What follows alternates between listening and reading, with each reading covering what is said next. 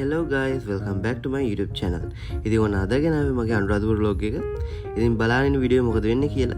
ඉතින් මගේ YouTube channel අලුත් කෙනෙක් නම් දැන්ම subscribe කරලා join වෙන්න අපේ YouTube channel එකත් එක්ක මේ වගේ ලස්සන videos බලන්න. ඉතින් අපි අනුරාධපුර යන ගමන් තමයි දැන් ඉන්නේ. ඉතින් අපිට අනුරාධපුරට යන කිලෝමීටර් 218ක් තියෙනවා. ඉතින් අනුරාධපුර අපි ඇත්තටම ඇස් වලට බෙහෙත් ගන්න වගේම අපි වන්දනා ගමන පිළිතුරු තමයි අනුරාධපුර ආවේ. ඉතින් අනුරාධපුරේ ගොඩක් පෞරාණික ස්ථාන තියෙනවා. ඉතින් මම ඒවා කවදාවත් දැකලා තිබ්බේ නැහැ. ඒක නිසා මේ මගේ first time. ඉතින් මේ තියෙන්නේ අපි බෙහෙත් ගන්න ආපු තැන.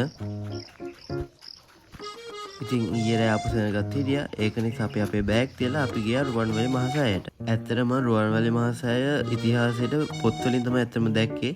ඉතින් අද තමයි මගේ first time මේක ඇස් දෙකෙන්ම දකින්නේ. ඉතින් බලන්න ලංකාවේ මේ වගේ ලස්සන තැන් කොච්චර තියෙනවද කියලා.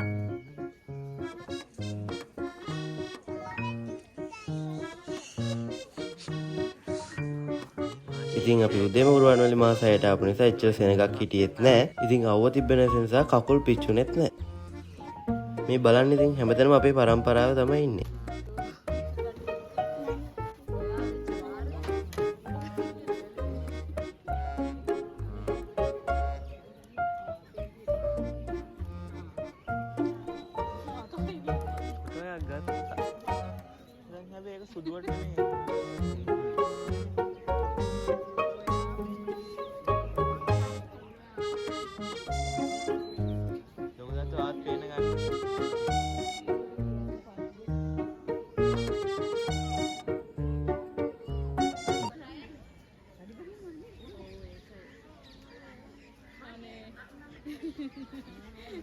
ඉතින් ඊට පස්සේ අපි පහන් පත්තු කරනවා මෙතනට.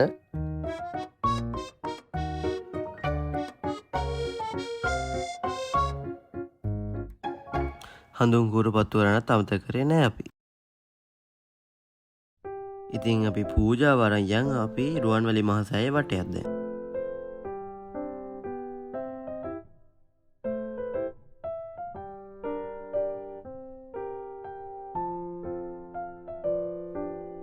ඉතින් ඒ වගේම රුවන්වැලි මහසෑයේ මල් වලින් ලස්සන ධර්ම චක්‍රයකුයි බෝධියකුයි හදලා තිබ්බා.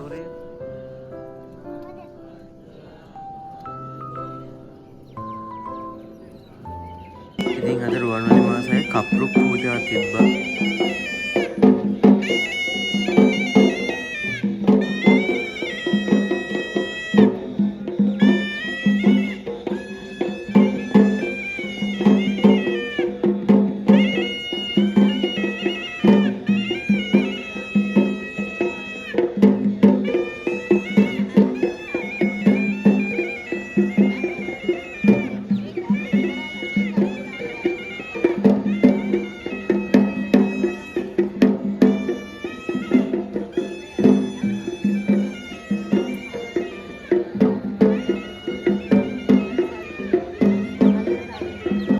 ඉතින් බෙහෙත් තරම් ඉවර වෙලා අපි ආයෙ දවල්ට කන මේ තැනට.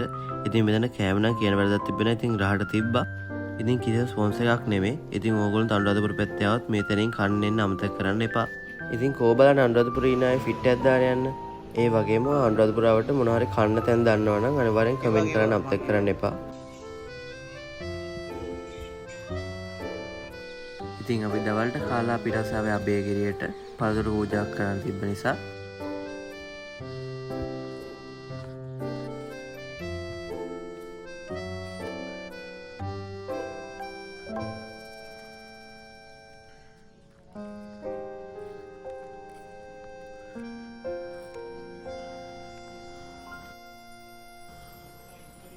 ඉතින් මේ තියෙන රුවන්වැලි මහසෑය රැට පේන විදිය. ඉතින් ඔහොම තමයි අපේ day 1 එක ඉවර වුණේ. Welcome to day 2. මේ vlog එක දාන පරක් වුණේ මොකද මට clips තිබ්බේ නැහැ අනුරාධපුර vlog එකට දාන්න. ඉතින් මේ petrol ප්‍රශ්න නිසා කලින් මාස් දෙක අපිට යන්න හම්බුනේත් නැහැ. ඉතින් අනුරාධපුර අපිට පැය 5ක drive එකක් තියෙනවා. ඉතින් අපි ගෙදරින් 6ට ආවේ. ඉතින් අපි යද්දි එතන 12 විතර වුණා. ඉතින් ගිය සැරේම වගේ අපිට bags ටික තියලා ඉතින් අද නම් අපිට කලින් බෙහෙත් ගන්න පුළුවන් වුණා. ඉතින් බෙහෙත් අරන් ඊට පස්සේ අපි ගියා ඇවිදින්න. ඉතින් අපි අදත් ආවේ අපි ඉතිහාසෙ ඉගෙන ගන්න තැනකට. ඉතින් මේක ගොඩක් පෞරාණික තැනක්. ඉතින් පුළුවන් නම් ගෙස් කරන්න බලන්න මොකද්ද මේ තැන කියලා.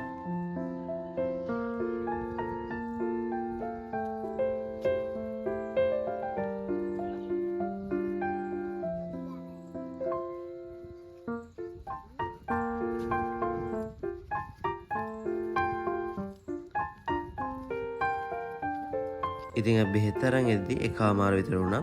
ඉතින් ඕගොල්ලෝ තේරෙයි කොච්චර අවුවද කියලා මගේ රියැක්ෂන් එකෙන්ම. ඉතින් ගෙස් කරපුවා කමෙන්ට් එකක් දාන්න බලන්න.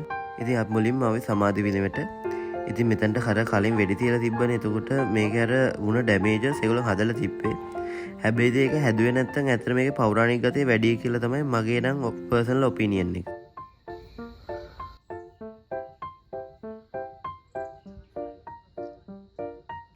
දියුල් ගෙඩියක් කඩලා ඕනේද? ඕ මීට කලින් මම දියුල් ගෙඩි දැකලා තිබුණා. ඉතින් බලන්න ඕගොල්ලෝගේ ස්කෝල් මේ වගේ ලස්සන යාළුවෝ ඉන්නවද කියලා. ඉතින් අනුරාධපුරේ හැමතැනම මේ වගේ යාළුවෝ ඉන්නවා.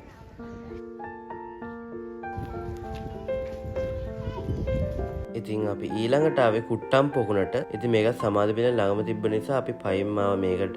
ඉතින් ඉතිහාසයේ ඉගෙන ගන්න ළමයිට මේක වැදගත් වෙයි කියලා මං හිතුවා. ඉතින් ඔයත් ඕලෙවල් කරන නම් කෙනෙක් හරි මල කෙනෙක් නම් ඉතින් ඔයගොල්ලන්ට මේක ජල තාක්ෂණයට ගොඩක් වැදගත් වෙනවා. කුට්ටම් පොකුණේ මාළු අඬනවා ඒගොල්ලෝ පොප්කෝර්න් ඕනේ කියලා. ඒක නිසා අපි පොප්කෝර්න් බෑග් එකක් කරා ඒගොල්ලෝ පොප්කෝර්න් දැම්මා.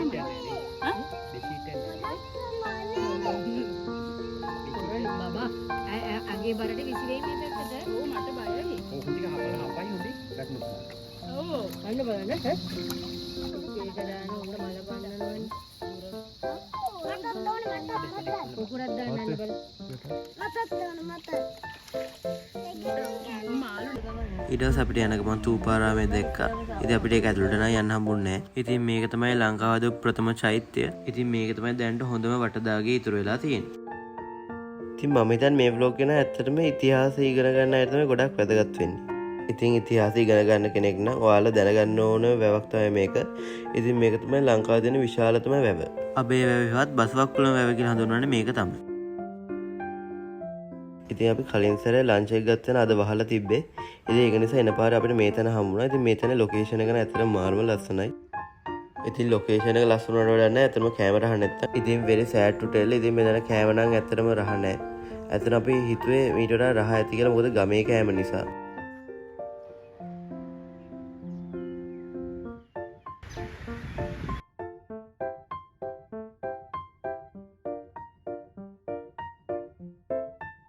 ඉතින් පොඩි ළමයි ආවොත් පොඩි ළමයින්ට සෙල්ලම් කරන්න මෙතන ප්ලේ ඒරියා එකක් තියෙනවා. How are you? හස්කි නේ? නෑ හස්කි.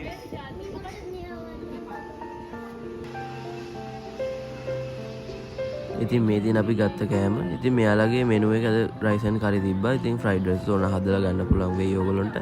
ඉතින් වැව් මාළු, අඹ, පරිප්පු, කොස් මැල්ලුම්, ගොටුකොල් ඕල ඉතින් ඒවයි පපඩම් ඒ වගේම අච්චාරු ඒ වගේම තව බණ්ඩක්වත් තිබ්බා. ඉතින් අපි කෑම කාලේ වෙලදී ඉතින් 5යි. ඉතින් කොහොම හරි ගෙදරත් යන පරක් වෙන නිසා අපි ඉක්මනින් පිටත් වුණා.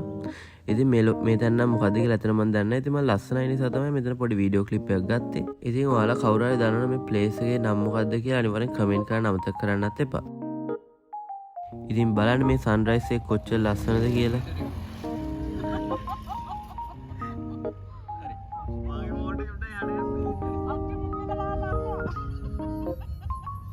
ඉතින් අපිට රැට කන්න කොහෙවත් නවත්තන්න බැරි වුණ නිසා ඉතින් අපි ඊට පස්සේ මීගම හරියේ මිස්ටර් කොත්තු එකක් හම්බුණා.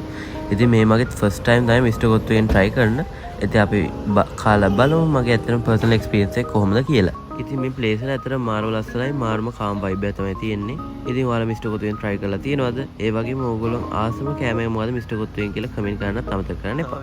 ඉතින් මේ තියෙන මිස්ටර් කොත්තුලා ඉන්ට්‍රොඩියුස් කරපු අලුත්ම ඩ්‍රින්ක්ස් වර්ග ටික ගොඩක් රහයි. හැබැයි ඉතින් ආටිෆිෂල් කලර් යූස් කරන්නේ නැත්නම් තවත් හොඳයි. ඉතින් අපි ගත්ත චීස් කොත්තු එකයි මික්ස් රයිස් එකයි ඉතින් ඒ කෑම දෙක නම් මාරම රහයි. ඉතින් මෙහෙම තමයි මගේ අනුරාධපුර vlog එක ඉවර වෙන්නේ. ඉතින් මං හිතනවා ඔයගොල්ලෝ වීඩියෝ එක එන්ජොයි කරන්න ඇති කියලා. ඉතින් එහෙනම් අපි තවත් ලස්සන vlog එකකින් හම්බෙමු. බයි බයි.